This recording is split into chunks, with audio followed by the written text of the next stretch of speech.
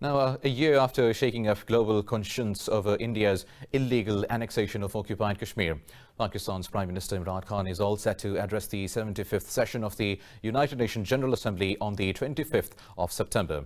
Because of Pakistan's effective diplomacy, India's lockdown and oppression in the occupied valley have been widely criticized by all international forums.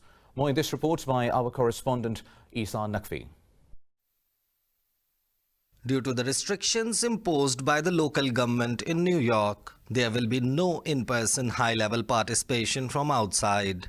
Prime Minister Imran Khan will virtually address the General Assembly on Friday. Foreign Office spokesperson Zahid Hafiz said the Indian illegally occupied Jammu and Kashmir will top the agenda of the Prime Minister's speech this year too. The inhuman military siege, extrajudicial killings, communications blockade, media blackout, and restrictions on all forms of fundamental freedoms of Kashmiri people continue unabated.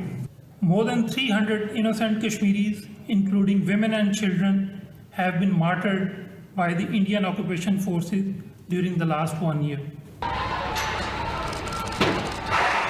Experts are of the view that India has failed to achieve the objectives of the illegal annexation of Jammu and Kashmir region.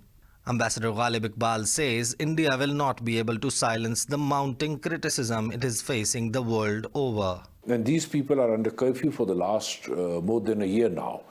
These people, when they come out, you think they are going to stop fighting? No, they will not stop fighting.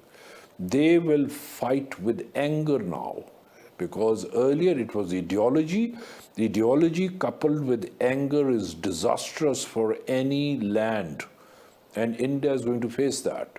Security analyst Imtiaz Gul says after failing to achieve its goals in Kashmir, India is emulating Israel by issuing controversial domicile certificate to non-Kashmiris.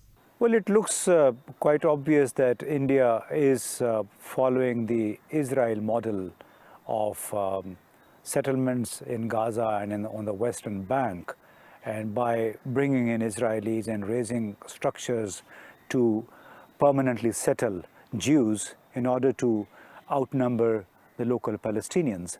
This is what the Indian government appears to be doing in Kashmir. Experts say the UN General Assembly session is yet another opportunity to expose India's barbaric crimes in the occupied valley.